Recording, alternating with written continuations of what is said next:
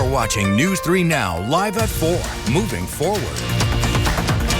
Good afternoon. Welcome to Live at 4. We begin with developing news of a deadly crash affecting traffic right now. It is along U.S. Highway 18151 in Barneveld. Law enforcement on the scene tells us that at least one person is dead after a car and a semi crashed. This crash happened just before 1 o'clock this afternoon at the intersection of the highway and County K. It's unclear how many people were involved, but the highway will be shut down until at least 6 o'clock tonight. So heads up to anyone on this Friday evening if you're heading that way for the weekend.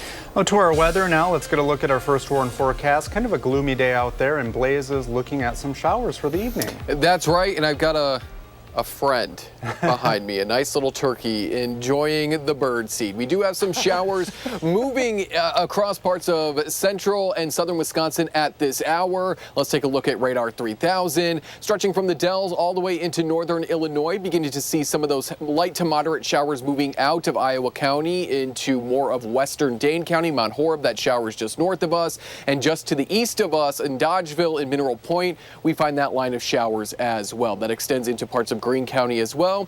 And then we find more lighter showers into parts of Sauk County, Juneau, Adams County as well. And we'll take it down into parts of Greene as well as Lafayette counties, Monroe, as well as Argyle, Gratiot, Darlington, dealing with that light shower activity as well.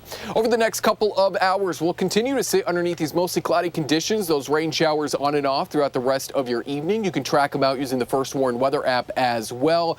The shower activity is going to wrap up as we go into your Saturday, but they return on Sunday. We'll talk about the weekend and what lies ahead next week in the full forecast. All right, if your friend gets a little closer, we'll get a shot of him on camera. All right, thank you, Blaze. Fresh Start is a program that helps young adults get their high school diploma, complete community service, and learn a trade. The program has helped nearly 500 young adults since it started, but as our Ellie LaLiberté shows us, that number could soon stop growing. Fresh Start of Beloit operates out of Community Action, Inc. And for the past 19 years, it served about 40 young adults. But with federal funding cuts, the program is being put on pause. The Youth Build program, where students in Beloit build a house, is run by AmeriCorps, a government agency that supports service and volunteering. AmeriCorps makes up about a fourth of the funding needed for Fresh Start. Without that funding, Mark Perry, the Community Actions Executive Director, says starting a new year of the program would be irresponsible. In this circumstance, with the precarious nature of AmeriCorps, we weren't sure that funding was going to be there, so we made the decision to put the program on a hiatus this year, because what we didn't want to do is start a cohort of students in a program and maybe potentially have to discontinue. Community Action, Inc. is looking for ways to bring the program back, but there's no solution or timeline quite yet. Reporting in Beloit, Ellie LaLiberté, News 3 Now. Thank you, Ellie. Perry says the decision to cut the program for next school year is also in part because other funding sources are also facing uncertainty. Let's take a live look at the White House now, where the Trump administration released statements on the president's 2026 budget plan today. The plan would slash non-defense domestic spending by $163 billion and increase spending on national security. The budget shows a desire to crack down on diversity programs and initiatives to address climate change. It also suggests plans to cut about 24 substance abuse prevention and treatment programs. The administration has yet to release detailed tables on what it wants income taxes, tariffs, or the budget deficit to be.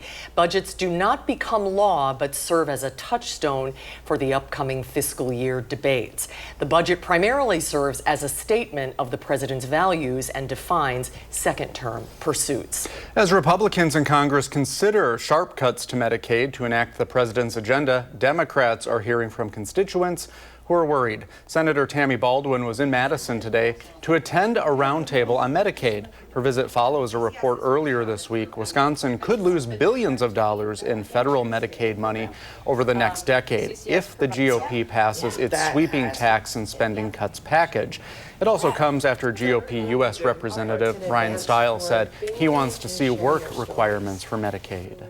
Achieving the savings that they're talking about from imposing work requirements for them is not feasible. The House Energy and Commerce Committee is planning to meet next week to finalize and advance a portion of the plan. A stronger than expected jobs report is out today. The U.S. economy added 177,000 jobs in April. That was a slight downturn from March, but was more than the 135,000 economists had predicted. Last month's top jobs creator was private education and the health services sector. And despite the Trump administration's cuts to the federal workforce, the overall government sector added 10,000 jobs in April. That accounts for state and local government jobs in addition to federal ones. The report sent stocks soaring today. Wall Street erasing its losses from April's sharp sell-off as it rose for a 9th day in a row. The Dow is up 564 points. The Nasdaq gained 267 points, and the S&P 500 is up 83 points. A man is in jail this afternoon after allegedly robbing 2 people at gunpoint. Just before 12:30 in the afternoon Wednesday, Madison police officers responded to Tree Lane off South Gammon Road. Someone called police to report that he and his friend met the suspect to sell him a pair of expensive shoes. When they met, the suspect robbed the two at gunpoint. Police later arrested the man, who is now facing 2 counts of armed robbery. When buying and selling items, it's best to meet in a public area. You are allowed to use any of the 6 district stations as a meeting spot for these types of sales.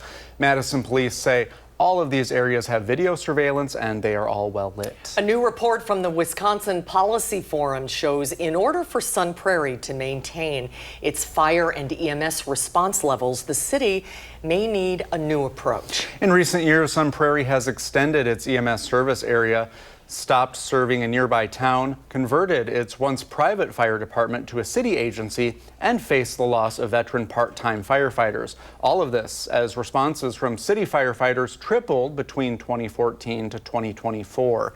Researchers suggest the city revisit agreements with Marshall and other towns, which are set to expire at the end of the year. The Madison Museum of Contemporary Art has 3 new exhibits in celebration of the Wisconsin Triennial. Every 3 years, the Triennial charts the latest art being made across the state. This year's Triennial features work from 24 artists all around Wisconsin. The museum chose the 24 out of more than 200. I think every single artist brings something really unique and amazing, and it's hard to not walk through this exhibition and not see a little bit of Wisconsin reflected back at you. There will be a free public celebration from 6 to 9 tonight. And this weekend, you can go to a concert to benefit a local musician and a program helping musicians in times of medical emergencies or family crises. On December 26th last year, Rocker was performing on stage at the Gamma Ray Bar when he had a heart attack. His son and Gamma's owner and paramedics were able to save his life. When I woke up in the hospital, the doctor looked at me and said, "You died on stage playing drums with your band, but there were people there who wouldn't let you go." Incredible. Now he's stuck, unfortunately, with massive medical bills. To help him and artists like him, the Madison Area Music Association's program, Mama Cares, is bringing together old bands in a tribute. It's called the Rocker Jamboree. The event takes place at the Burr Oak. Doors open at noon and the music starts at 1. The event ends at 4. Tickets are $35 in advance or $40 the day of. You can buy tickets online or at BaroqueMadison.com.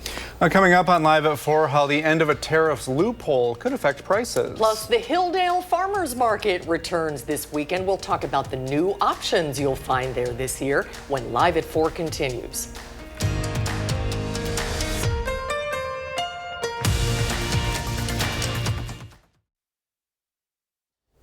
If you like to do some shopping over the weekend, online shopping is about to get pricier. A tariff loophole ended today for Chinese imports worth $800 or less. The 20th century loophole was designed to facilitate trade by eliminating the burden of collecting negligible duties on low-value goods at a high cost to the government. In April, the president signed an order ending it, and now an item sent through the postal system carries a $100 fee. In June, the flat cost option increases to $200. Items shipped other ways likely face the president's 145% tariff hike. President Trump says he will strip Harvard of its tax-exempt status. The president made the announcement on a social media post earlier today. It comes after the university sued the administration for freezing more than $2 billion in federal money. The White House froze the money after Harvard resisted changes the administration wants to see regarding diversity, anti-Israel sentiment, and anti-Semitism. The school says the president has no legal basis to revoke its tax-exempt status. An Illinois man who killed a Palestinian child will spend 53 years behind bars. A jury convicted 73-year-old Joseph Zuba of murder and hate crimes for killing 6-year-old Wadi Al-Fayumi and injuring his mother. The former landlord targeted the boy and his mother in October of 2023 because of their Islamic faith. In response to the war between Israel and Hamas, the boy and his mom had been renting a room in Zuba's home in Plainfield, which is about 40 miles west of Chicago, when he attacked. Well, we have some showers to get through, but Saturday is looking pretty sunny and nice. Here's meteorologist Blaise Keller. That's right. We are going to be adding more sunshine as we go into Saturday, and then we're going to do the reverse. Sunday, we're going to become more cloudy. But certainly compared to today and Thursday, we'll see a little bit more sunshine into the second half of Saturday. A high-pressure system is beginning to move on in and doing what high-pressure systems do. They clear out the cloud cover and make sure our winds stay light. Until it's overhead, we'll still be dealing with these scattered showers as we go throughout the rest of Friday evening, overnight, and by early Saturday, they should wrap up.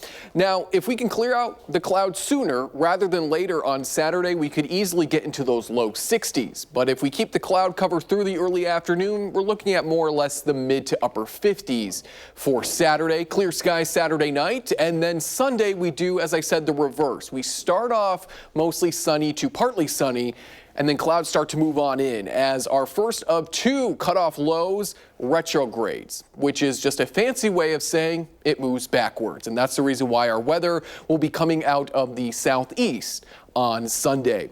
Those two cutoff lows keep our temperatures pretty much in those 60s and 70s over the next 6 to 10 days. And they also cause us to be a little bit on the drier side as well. Here are the two cutoff lows that are going to be pretty much slowly moving across lower portions of the United States as we go into next week. And what that does is it forces our jet stream to pretty much get pushed into parts of southern Canada. So any other systems that are loaded with moisture out of the Pacific are going to go up into Canada. And that means that we're going to be drier than average until these systems are unjammed from the atmospheric river and get kicked off into the Atlantic. That's not to say we won't see any rain, but compared to what we would normally see over the next 6 to 10 days, it's just going to be a little bit on the drier side, which could be some good news. We've had a lot of rain as of late in some spots, so we don't want the fields and the grass to get too wet. We just want enough so that there's some growth, and then we add a little bit more rain, we dry out. So this could be some good news for parts of Wisconsin. And I've extended our future track all the way out, pretty much through the end of our extended forecast. This is not next Monday, this is the following Monday. We're looking at 1/10 to 1/4 of an inch of rain at best. So we will see rain chances, but it's certainly not going to be a washout, heavy rain event because we have no new systems moving through the Midwest. 50s, and as I said, a few 60s possible tomorrow if we clear out the clouds by the late morning, early afternoon. There is a look at your 7 and 10 day forecast. A better chance for rain next Wednesday. But as I just mentioned, really, we're sitting underneath 60s and 70s next week, partly sunny to at times mostly cloudy as we go into your next work week. Thank you, Blaze. And if you want to get outside this weekend, well, the farmers market on the Capitol Square isn't the only one in town. Nope, the annual farmers market at Hilldale returns tomorrow, and it will continue every Wednesday and Saturday from 8 a.m. to 1 p.m. through the end of October. Amanda Stebbins is the marketing manager for the Hilldale Farmers Market. Welcome. Thank you. Nice to see you. Yes. Tell us a little bit about the Hilldale Market. It has a long tenure in Madison. It does. Decades and decades. I'm hearing 30 plus years. Wow. So a long time. Yep. Like you said, it returns tomorrow. I can't believe it's already here. Yeah. Saturdays and Wednesdays, May through October, 8 a.m. to 1 p.m. It takes place steps away from the shopping center in the parking lot behind LL Bean. So right in the heart of all the activities Hilldale has to offer. And for people who are not as familiar, what can they find there? Yeah, so we have quite a few new vendors coming this year. We have local makers, local produce, farmers. We have Keller Farms coming. We have Alhambra Flowers, and then local favorites like Air Joe Farms, Misty Meadows, all sorts of gems like that. So similar to the Capitol Square Market, all of the fruits and vegetables and everything's local, Yes. right? Yep, all locally grown, local farmers, and it's honestly such a joy to be able to highlight these local individuals and bring them to Hilldale. So You know, whenever I go to Hilldale, I always think it seems like its own separate little town. Yeah, it does. Yeah, it yeah. does. We love that. Well, and I noticed that it's not just a place to shop, but there are experience-based things going on there all the time. How intentional is that? Yeah, absolutely. I think the farmers market is a great example of that. I mean, it leans into the experience that is Hilldale. I mean, we have great shops, but we're not just a place to come and shop. You can bring your families. There's giant yard games and mini golf and all sorts of stuff. You can just like hang out and experience. You can get some takeout, eat on our green. Tons of things to do. Yes. How many vendors do you have at the Hilldale It varies. It starts out a little quieter and builds as the year goes on. Yeah. But I mean, 35 plus at a busy market. So that's great. Yeah. So if you had friends coming from out of town and they're like, what should we check out there? What are some of your highlights at the farmers market? Oh, I love rolling pin. I love getting a baked good. Yeah, you and I were destined to be friends. Yeah. Yep. And it's also a dog-friendly market. Oh, So I'd say if oh, you that's have, good to if you have know. your dog, leash him up and bring your friendly dog, and you can kind of wander around. And Hilldale has a ton of stores and businesses that are dog-friendly too, so you can bring them right over. Oh, that's an important point because you can't do that on the Capitol Square. Yep. So that's a real advantage to checking out Hilldale. Totally. Yeah. Yep.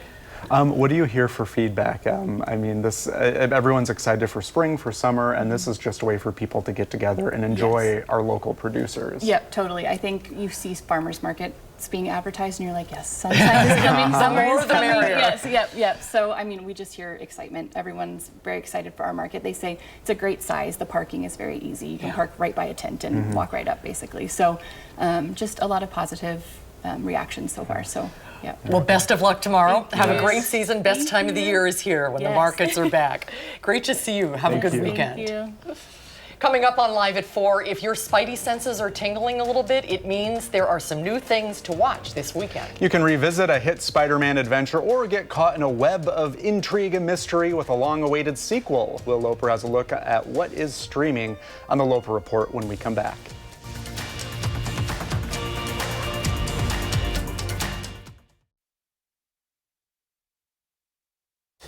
Blake Lively and Anna Kendrick hope you'll do them a favor, a simple favor, and watch their movie Another Simple Favor. The sequel is now streaming on Prime. Will Loper has a look at that and what else is streaming this weekend in the Loper Report.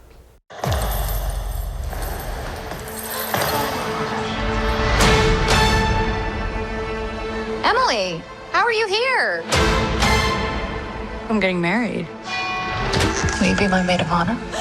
Did I mention it was in Capri? Capri? Yes, she is in. We're all in.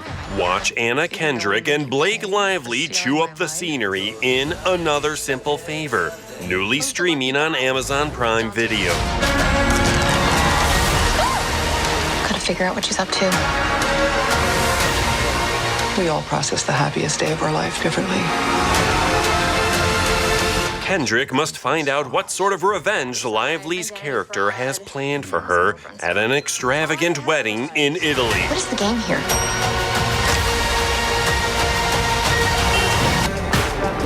Miles! Want to get out of here? Oh! When? Swing your way through an animated superhero film with Spider-Man Across the Spider-Verse, newly streaming on Disney+. Miles, being Spider-Man is a sacrifice.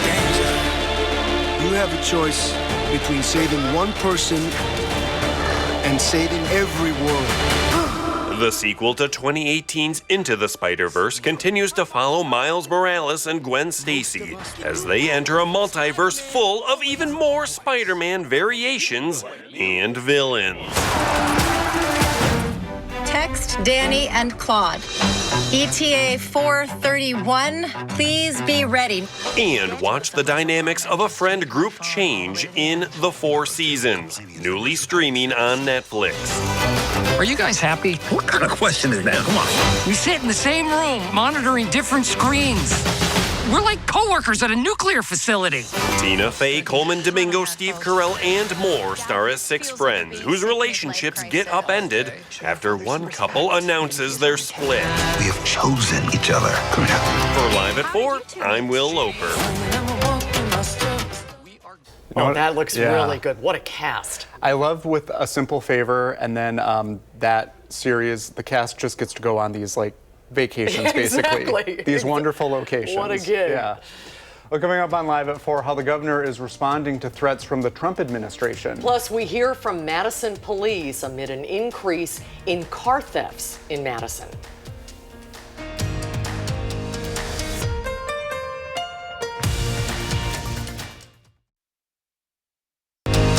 You're watching News 3 Now, live at 4, moving forward.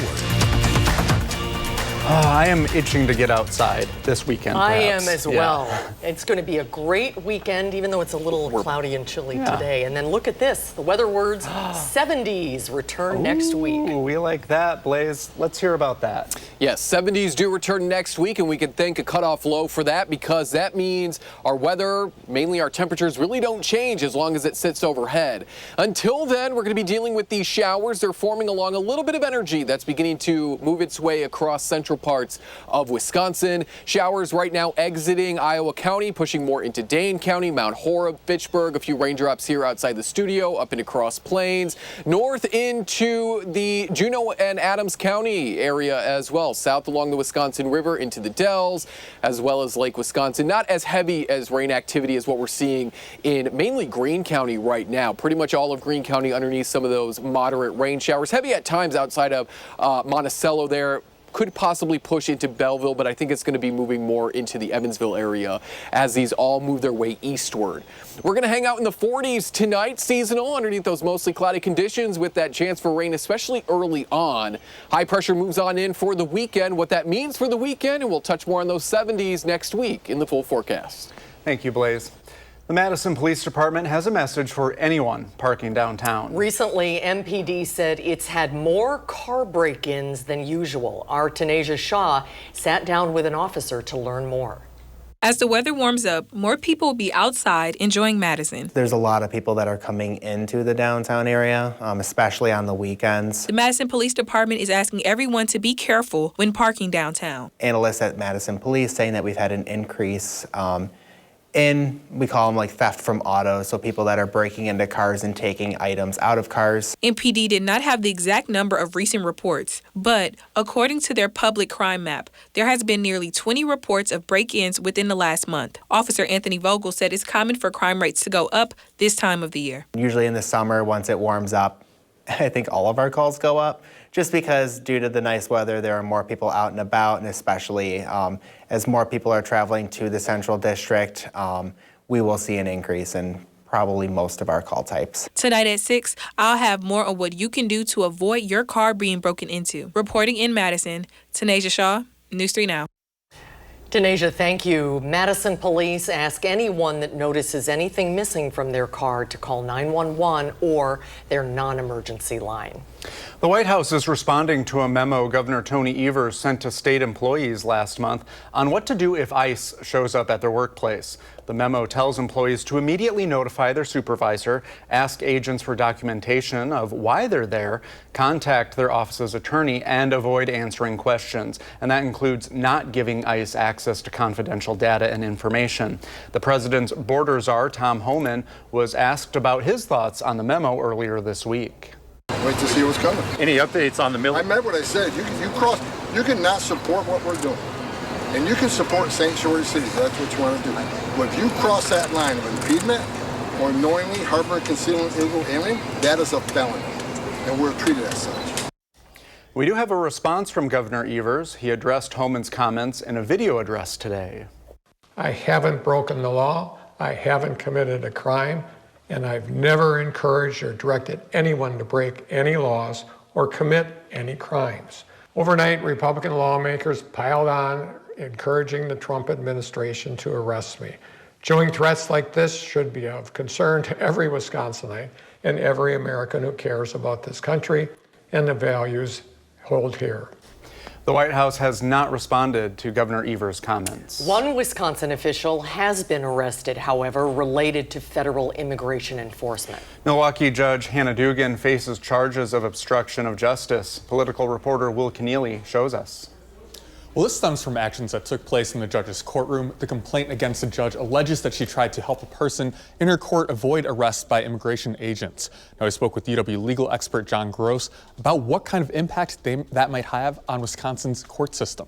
This is, I think, an extreme reaction and one which is sort of out of character with the way in which traditionally federal and state law enforcement officials and judges have respected one another and cooperated with one another.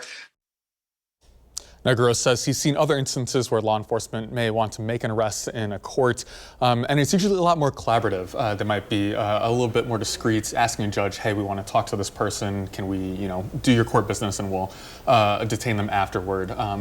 He thinks that might be what's going on in the background in Milwaukee County right now, and that might be why some of these judges are a little bit frustrated by what happened. Judges are a little bit nervous, and what happens if people become reluctant or fearful to appear in court? Yeah, he says it's less somebody who might be, charged with a crime appearing in court, who might be a little less willing to appear before court. It also would impact, witnesses who might be willing to testify in an unrelated case, trying to help a defense or prosecution, but they might have, a different immigration status that might make them a little bit more fearful, and that might just kind of slow down the process of due process in these courts. Yeah. And as for Judge Dugan, what's next for her?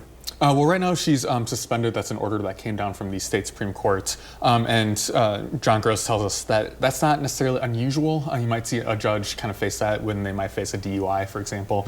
And so that's just kind of the normal course of process that we will see. But she's defending herself in federal court right now, so we'll kind of see this take the usual course here. Very good. Thank you, Will. Thank you, Will. Coming up on Live at 4, an executive order targeting public media. How it could affect Wisconsin when we're back.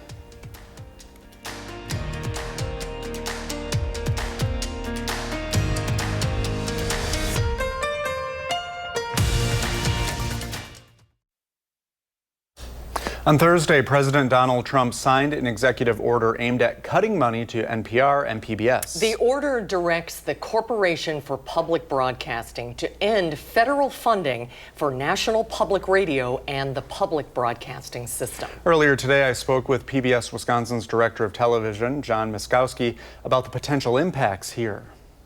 Well, I think there's a lot of things in the news right now. So last night, there was this issue of a presidential order. Understand that this is unfolding, so we don't have a clear understanding yet of what that is.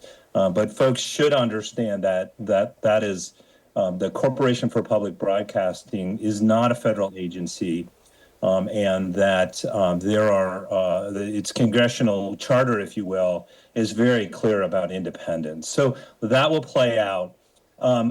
What is also in the news is about federal funding for public broadcasting. And so that's a really significant national investment in learning for young people, resources for America's schools, the local stories that we tell in Wisconsin and that PBS and NPR stations tell across the country. So I think all of those are at risk. The critical thing that we're encouraging and our friends groups are encouraging is for folks to be engaged and share their story. Every one of us have access to the work of Wisconsin Public Television. Everyone has access to the work of Wisconsin Public Radio. You can hear it and you can judge it and you can understand that. And we certainly invite and do criticism, concerns, we take a lot of compliments, and we also take some really, really thoughtful criticism for our work. So rather than how anybody feels, to me, I always defer to, I'm not going to tell anybody how they feel. I want to hear how people feel and encourage, again, in this political conversation, it's really critical that viewers, however they feel about this, contribute to this national contribution, this national conversation. And you did make the point, you know, this is not a federal agency, but if you eliminate these federal dollars, does that impact you? And what kind of a hit would you stand to take from that? It's pretty significant. Now, we don't have a proposal at Congress right now, so it'd be speculative a little bit to say what that means.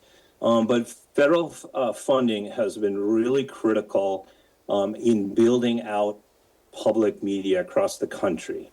So if you look at the history in Wisconsin, you know, public television and public radio started in Madison and Milwaukee, and it has been that support that has helped us serve rural areas of the state. And so I think that's critical in going forward. The key, you know, services that folks know well, and some that folks don't know so well. So people know about our local Wisconsin programming well. They know about, you know, Concerts on the Square and our history programs and celebration of, you know, arts and culture across the state, and the political coverage on Wisconsin Public Radio and PBS Wisconsin. Something people know about, but maybe don't know as much about, is our service for young people and children's program. People know about Sesame Street, know about, you know, Fred Rogers' tradition that continues on with new programs, but maybe aren't so familiar with the tremendous impact that has on preparing children for school. And we'll continue to follow it. Very interesting. Coming up on Live at 4, Blaze has the weekend forecast. Plus, Michelle Renee Quinn looks ahead to a night to remember in the 608.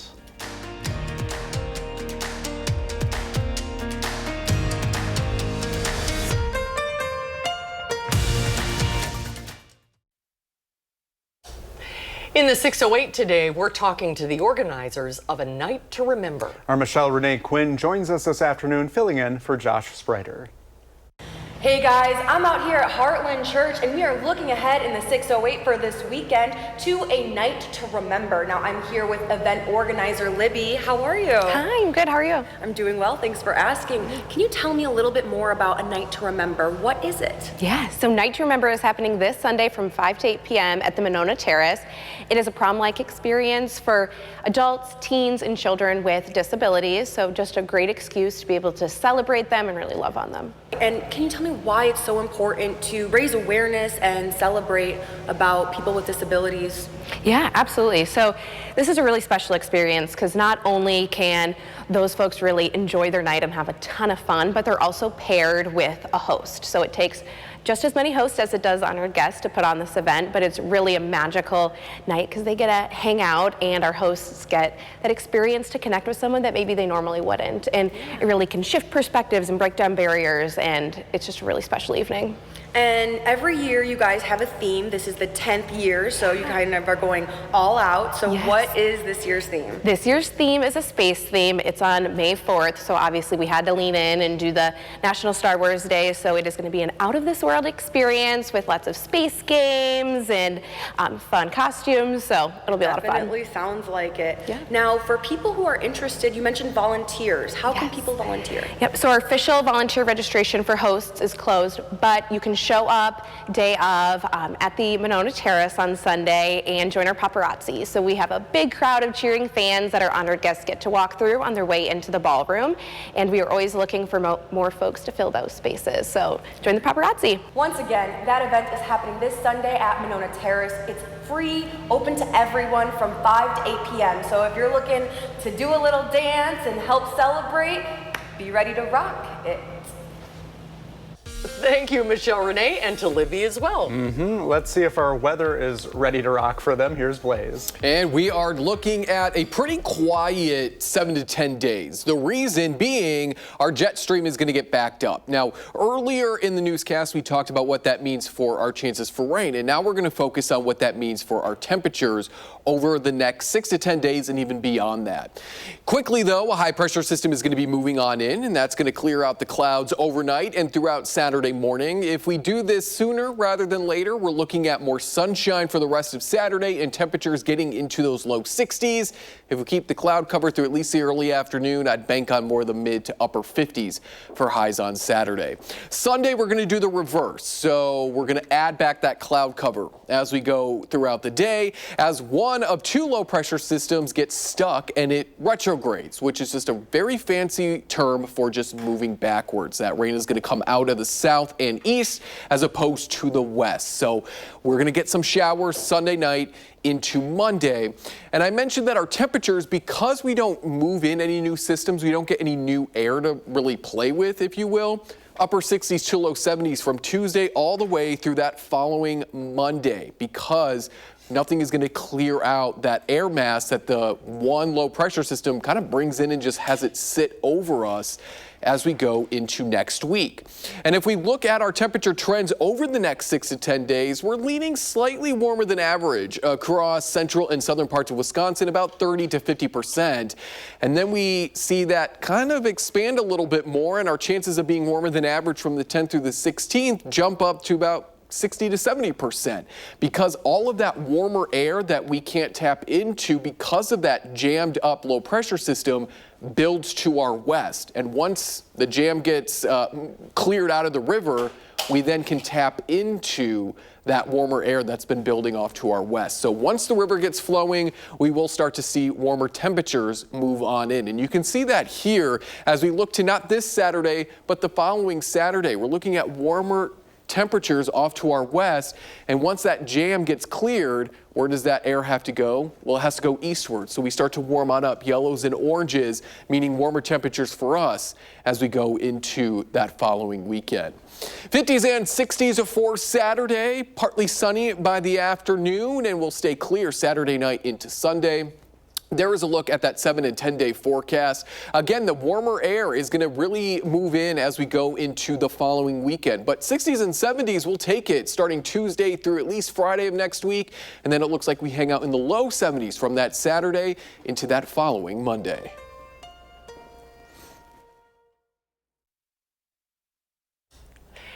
It's Friday! Yes, our favorite day. And on this Feel Good Friday, we're highlighting a local event for dogs. Yeah, Paws, Prime Rib, and Prom was today. The Green Acres Pet Resort Dog Daycare hosts a prom for its dogs every year.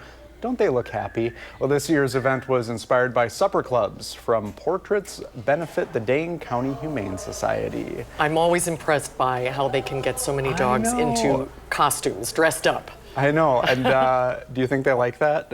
No, just enough to get a picture. Yeah, and then they move on. All right, we're moving on to break. We'll be right back.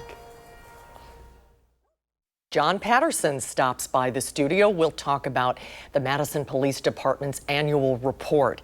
And later on News 3 Now at 5, what the president wants to change about Veterans Day and why. That's straight ahead tonight at 5. Thanks for watching Live at 4 today, everybody.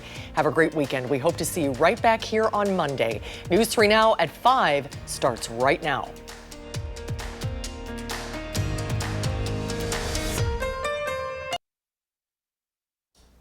On the next Live at 4 on Monday, Madison's police chief